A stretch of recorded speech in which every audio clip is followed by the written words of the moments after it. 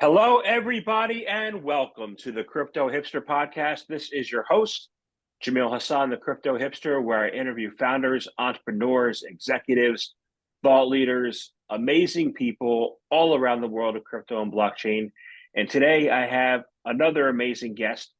He is the CEO and co-founder of Spark. His name is Vitali Dervoed. Vitali, welcome to the show. Hey Jamil, thanks for inviting me. Great to be here. You're very welcome. I'm very happy to have you here. And I'm looking forward to talking to you today. And let's kick things off if you're ready. Yeah, sure, let's do.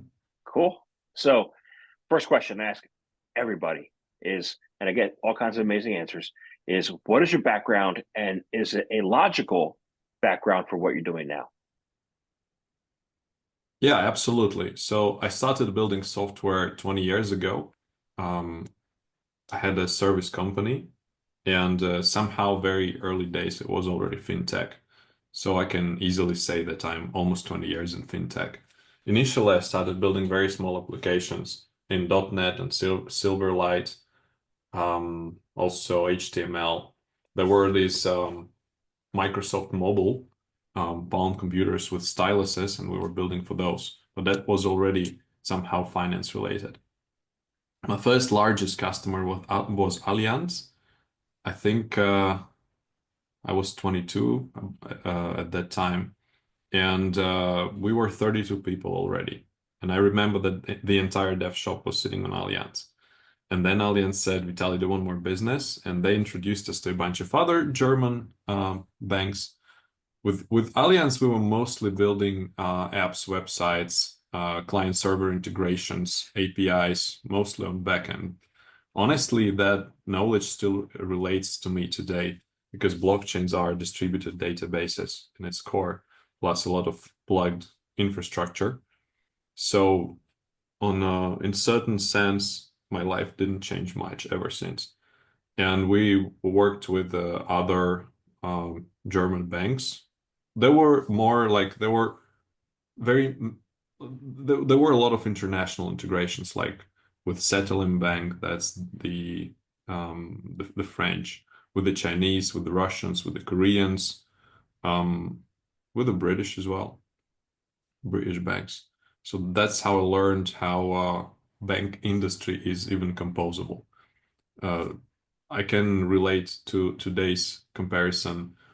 A lot of people say that blockchain liquidity is fragmented. Well, it was for a while fragmented across among the banks as well, until it got composed. Like systems like Swift totally helped to do that. And I got introduced by friends of mine to crypto in I think 2016 for the first time ever, and I didn't have any interest. Okay, that's like some magic internet money, no problem. There was a lot of stuff like that all along my career, and I didn't pay a lot of attention again to this. And then by 2018, we were building a lot of stuff in crypto. First, web applications, Web2 apps, so to say. And then we also started building in Solidity. We were building apps for the, well, ICO giants, for the people who raised during ICO era, and then also Ethereum scalability solutions, mostly Plasma. Everyone was building Plasma at that time. Polygon was also Plasma initially. One of the ICO giants acquired this company from me in 2018, and I had new team. Like I took 4 people from original crew, and we started building Plasma. And then I think in early 2021, I joined Neon EVM team.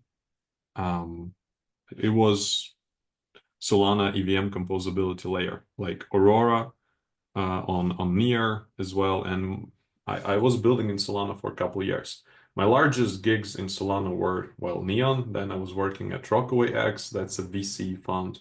And I was doing growth at Mango Markets.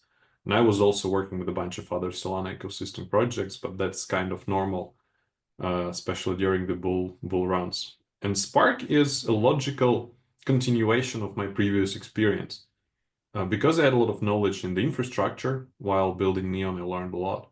And well, how to run an order book exchange.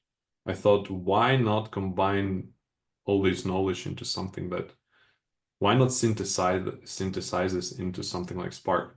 So over the last couple, like fast forward till now, we launched in mainnet. Okay, we were building Spark for almost 2 years. I don't want to dive into, well, technicalities for now, but I can. Yeah, sure. If you'd like to, yeah, absolutely. My next question is going to be what is Spark all about? If you want to get into technicalities, that'd be great. Yeah, so why Spark is cool and what Spark is an order book based exchange. It's a spot and perp exchange. Spot is live, perps will be live shortly. We're gonna release the first version before the new year, like between Christmas and New Year. And we're gonna ship the entire product, I guess, throughout January. We're shipping one new feature or update every week now. Like, for instance, this week we're releasing a dashboard, we're improving the liquidity, we're adding a couple more markets on Spark. And next week we improve again the depth of the liquidity, and we lift this beta thing that is right now there in the interface. We improved the SDKs. Right now it has 2 SDKs, TypeScript and Rust. We're also adding Python support in just a little bit. So there's a lot of work going on. So on Solana, for instance, there was a project called Serum, and Serum inspired us to create Spark on Fuel. I explain why we even decided to build this thing. So the problem that Ethereum was facing 2 years ago and still faces today is the adoption. We've heard a lot about it, like, hey, Solana is Ethereum killer. When you say Ethereum killer, or when you say like this blockchain is killing this one, it means it's killing in the adoption, okay? It's bringing new people, it's bringing new users. Here is the thing. So Ethereum has built a lot of epic projects like Aave, Uni, Balancer, a bunch of other AMM-based protocols. And the customers are mainly LPs. Who are the LPs in Ethereum? Two types of users, institutions and retail. Institutions are the trading firms like Wintermute and others who put their passive liquidity into AMMs, into the pools, and get the yield, get the, well, passive income, so to say. And retail. And when we say retail, we're targeting the largest of them. We're targeting the whales, right? We aren't targeting the tuna. So Ethereum whales are, well, ETH holders that are the OGs who bought Ethereum early days and were holding it, and they have a lot of it, and they have just too much liquidity to constantly hold it. So they decided to, well, why don't I use the like great Ethereum ecosystem? I can stake, I can pool this liquidity, I can, again, put it into the lending pool. So that's the customers that these protocols are chasing today, Ethereum whales. And that was it. And essentially nothing happened after that. Ethereum started chasing, well, scalability after that, and scalability on the technical level. So it started building like L1s, L2s, etc., not on the application and not on the user level. So when I say we're bringing adoption to Ethereum, it means we're bringing users. Here's the thing, Solana is sitting on completely different user groups today. These are people who are extracting the revenue through active liquidity. And the North Star metric that Ethereum is chasing are, well, TVL, right? And like annualized yield. Solana is sitting on volumes, for example, and any other high throughput chain would be sitting on the volumes. If you say, you never ask, what's your like meme coin TVL? That's impossible. This metric is too volatile to even focus on. You can ask, how much money did you make on trading the meme coins? So when we ask this, we normally kind of mean order book based DeFi because you're trading them on the order book. So order book is this tool that improves price discovery for any asset. Order book is a very ancient tool. all the exchanges initially used the order book. It's a book of orders. It was invented in 1500s in the Netherlands and didn't change a lot in its logic. It was just like digitalized, and we had digital exchanges like Tokyo Stock Exchange or New York or NASDAQ, etc. Well, today it all exists on the blockchain. Initially, and the first project that has built an on-chain order book was Serum on Solana. And Mango, where I was also involved, was using Serum order book. Serum had a bunch of problems.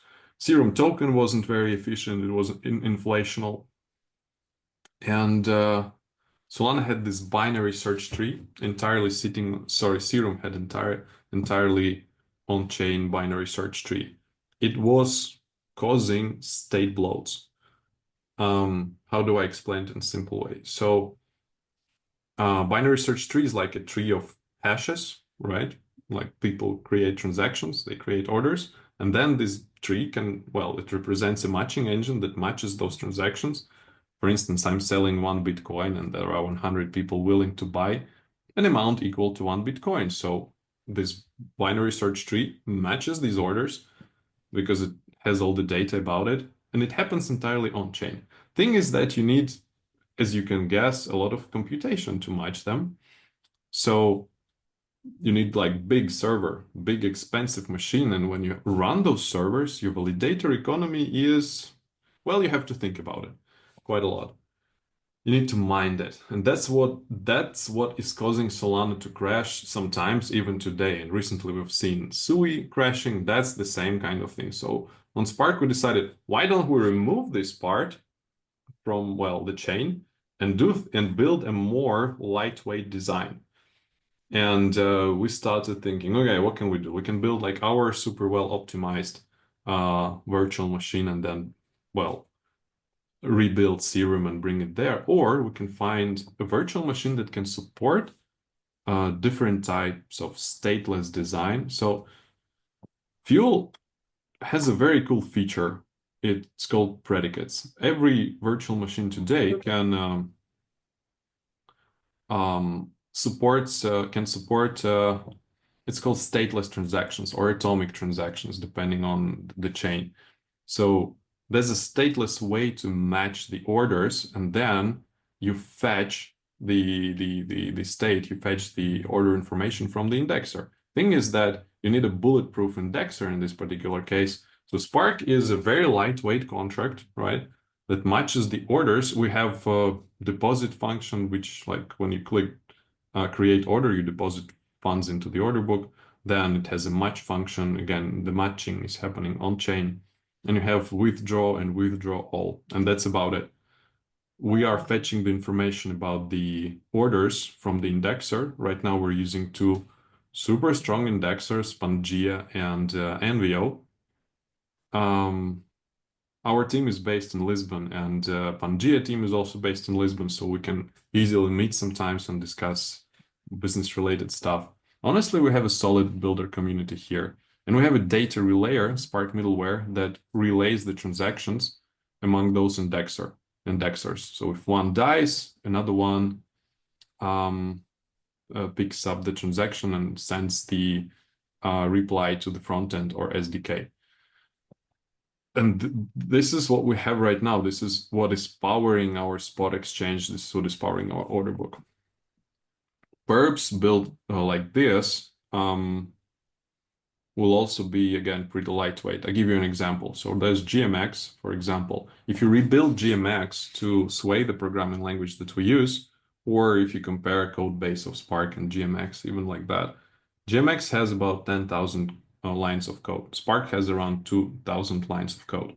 So when you're using Spark, you're deploying less computation, and it costs less to trade on Spark. We have a cool roadmap that will help us optimize even further, but even now it's a pretty powerful machine. It's like 10 times cheaper than Solana. It's 100 times cheaper than Arbitrum or any other EVM-based L2. And it's all achieved because we're leveraging Fuel Stack, Fuel VM. So again, it might seem exotic as a technology, but when DYDX launched their order book on Starknet, which was like 10,000 times less powerful than Spark today, it was also surprising to me how they have rebuilt everything from Solidity into Cairo programming language. Well, today I'm not surprised. Interesting. Interesting. So you have backgrounds in both Solana and Ethereum. So you know what you're talking about, which is great. You know, Correct. I hear a lot of arguments, and I'm like, arguments aren't really I'm glad you got that foundation. So let's ask you this. You said costs are cheap, right?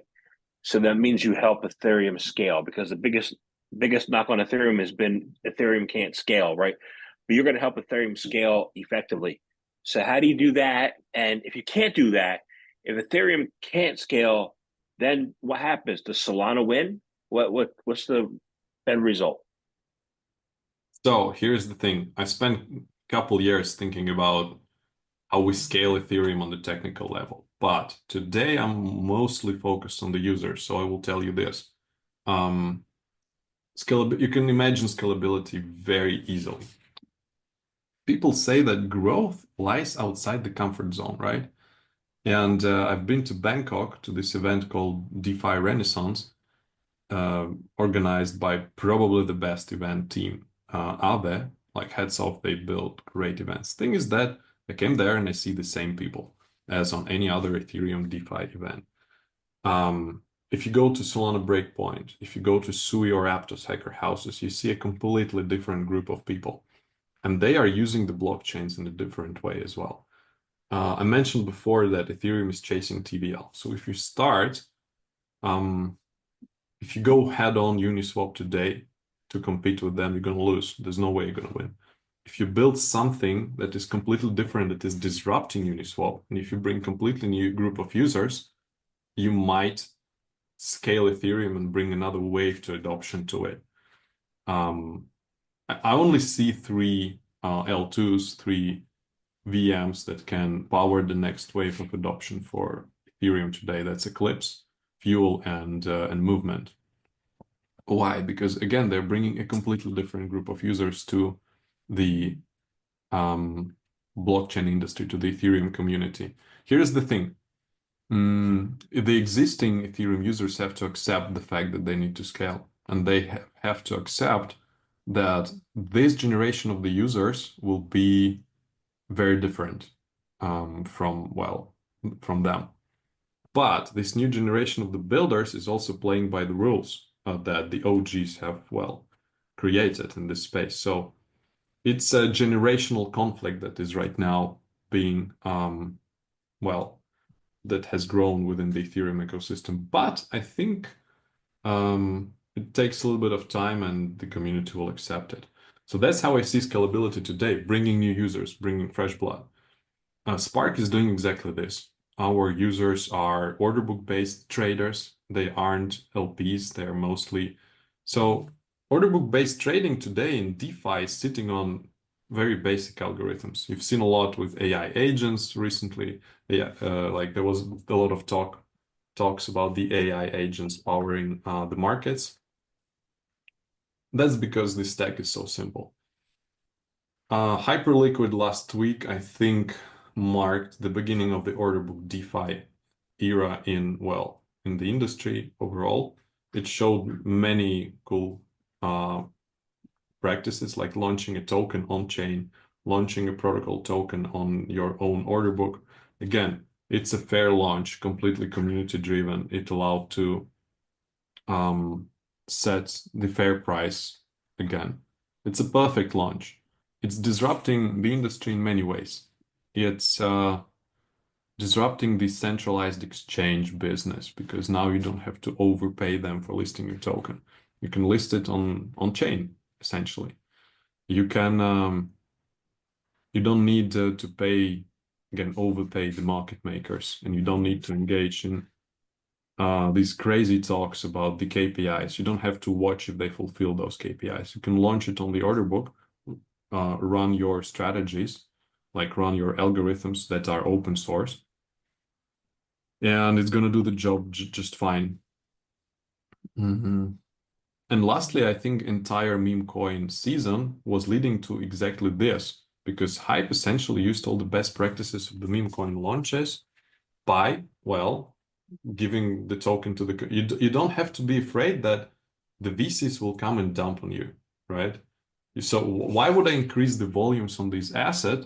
Anyone would think if like I know that there are insiders holding massive amounts of that token, and they will be it's the game of who dumps first, essentially. While if the token is entirely community owned, I don't have this fear. I can trade more, I can increase the volumes, and I can increase the revenue for everyone else. So hype also disrupts the VC industry. And all of this wouldn't be possible without the tools like on-chain order books.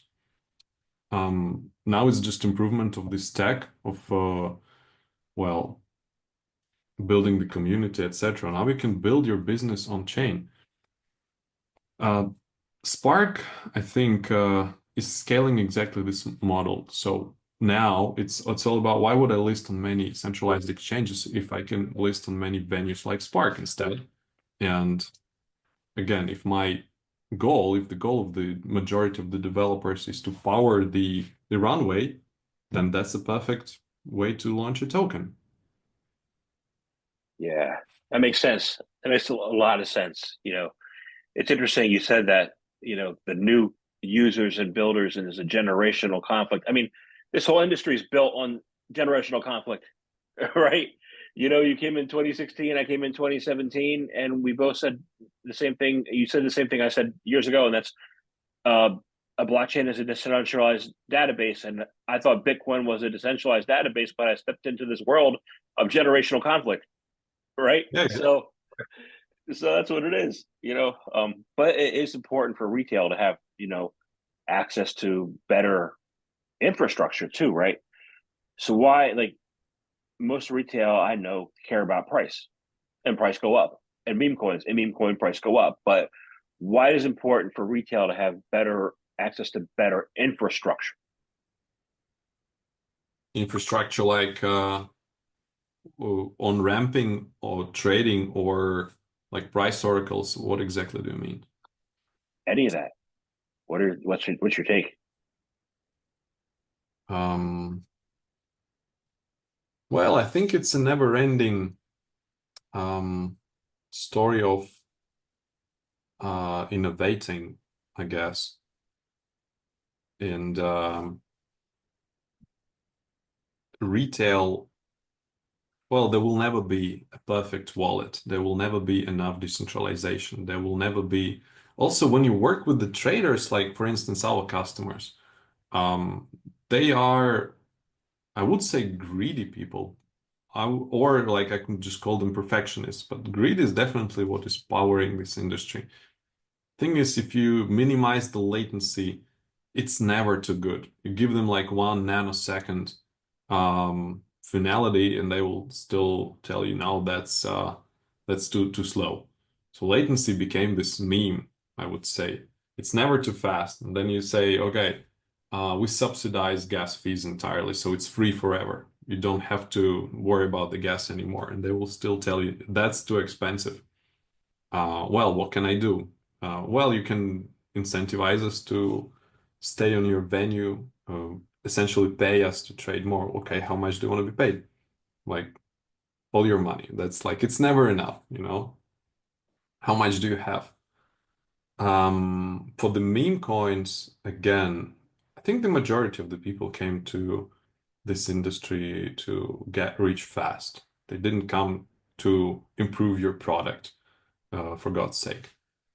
And if you ask like anyone, what do you want? Well, I want more money. I want more assets. And then you think, all right, if you want more assets, then how do I provide you the best, safe, still like secure experience to trade those meme coins, which we will also mint on the blockchain on the DEXs, and give all of you. Well, I need powerful oracles that fetch the price super fast and update it on like across all the venues, and they need to be secure at the same time. So they better fetch that price from several exchanges, right? And you need to list so fast that this price discovery is happening across many venues and is updating the feeds among those venues as well. And then you think, okay, if it's done in a permissionless way, if people list in a permissionless way, then how can it be secure enough? All these questions are like daily routine that you're asking yourself, and you need to constantly move fast to not even reply them, but to, well, make it happen. Indexing in trading is huge. Like Solana has 17 indexers today. It's again, it's so important, and we spend so much time building solid indexers that it's a meme by now. Like indexers are the APIs between a database and your product. They have been existing also in the TradFi exchanges for a while. So, person who builds a blockchain comes to a conference and tells, "Okay, I'm building the future. This is the future. Like I'm so good, you can't deny it, whoever it is." And yeah, I kind of agree with you. Your blockchain is perfect. It's great in every way. Now, how do I fetch the data and put it into my exchange? How do I give it to like show, the volumes or Ethereum price in my interface? Well, you need an indexer for that. And then all the blockchain builders are committing to this mistake all the time. I cannot understand why, but I see it like happening every year. They start building their own indexers. Like this is why? Because, oh, well, I've raised 100 million, I can afford it. Why would I pay 500K to an indexing team to bring their solution to my perfect chain? My chain is even too good for your indexer, and I know how to improve it. And they start improving in the R&D for 2 years and spend a couple million, and then they bring a third-party indexing team. And I see it happening like over and over and over again. The answer is blockchain builders are building distributed databases, and indexing teams are building exactly the services that are fetching that data and giving it to the users. So these are different people, and to improve the infrastructure, you need to constantly bring new people, new builders, new teams engaging with your blockchain, building all sorts of stuff. And it's like a layer cake where the first layer is the infrastructure your blockchain runs on. So you need like hardware shops. And you better not work with AWS or Google data centers because they're damn expensive. So you need teams that are running these boutique data centers. They have assembled their own machines from like bare metal, and they put those servers next to the centralized exchanges so your users in the future can easily arbitrage against those centralized exchanges. Then you run your blockchain. Then you build infra level on top. I mentioned price oracles and indexers. There's more. And then there are apps. And then on top of those apps, there are algorithms. And then there are users. And then there are social apps. And you need to constantly work with all that. And then improve it again and again. Got it. Interesting. So get rich quick using the right infrastructure. Let's say you got a whole bunch of people who, I mean, there are some coins in the past week have gone up 5x. I'm not going to name names, but and everybody goes crazy and wow that the price goes up, and say it does so fast. Like, what are the dangers in that? Of people being rich really quickly. Like, do they hold on to their money? Like, how have you changed as a person so that you're more patient going forward?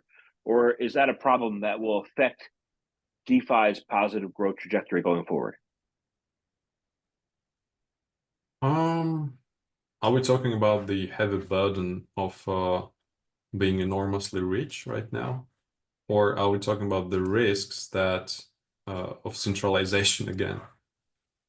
I would say both. Like, having the patience, having the ability to manage wealth once you have it overnight. Like, what are the dangers in that? And shouldn't DeFi's growth trajectory be more stable and not so chaotic? Like, what's the balance there? Yeah, so the first, like,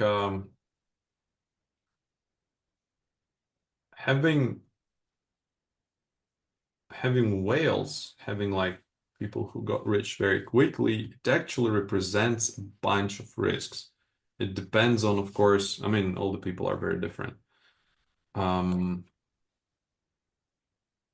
So here's the thing. There was this movie recently called The Bike Riders, completely unrelated. And I watched it. And then in the end, so there was a guy who was running this motorcycle club, and he got killed by a young kid that took over the motorcycle club and turned it into like a drug cartel, into a business. And this old guy, he couldn't cope with that.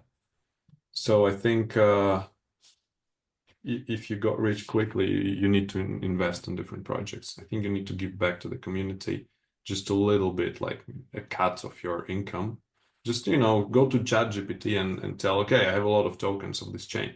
How can I improve the efficiency of these funds? One of the points will be invest across the ecosystem. Even ChatGPT will tell you, you will improve the efficiency of your assets by investing into more projects. So that's, I guess, a quick answer. And then you can, again, ChatGPT in the exact thread will tell you other 17 points of how you can allocate the assets among different venues. And you will see, okay, so I actually need like to expand the ecosystem. In this particular case, so it's like a chicken and egg problem. Money powers an ecosystem, and it needs to be like active, right? For instance, you have a lot of fuel tokens and you have an ecosystem, and you better have a large ecosystem and you expand that until the profitability for the investors across that ecosystem, well, I don't know if there are limits for it to grow at all. Like you can trade on Spark, you can go to Swayland, and you can stake those assets. You can delegate again, so you need governance, you need many things. And the successful ecosystem will, well, again, that's a chicken and egg. It will be defined by the activity of your whales, of your retail, of your community. And it will be defined by what they do with those assets as well. I guess it answers the question, right? Yeah. My concern is that as we head into 2025, I see DeFi being able to grow, but I also think there needs to be some kind of steady growth, right? So, what do you see for DeFi as we head into 2025? What's in your crystal ball for this coming year? What are your thoughts? Okay, that's something I'm thinking a lot about. So here's the thing. Initially, we've seen the adoption of many trading firms, many institutions, many hedge funds in crypto, in DeFi especially. They started migrating from TradFi venues to centralized exchanges. Now projects like Hyperliquid can easily adopt those people. Now I can still see a shift in again on the technical and on the user level. Thing is that the strategies those people are using, they haven't been changing. So far, DeFi has been adapting to accommodating those users and their tech, their strategies. There's a lot of things involved here, and it's been a lot, again, of capital invested into growing exactly this user base.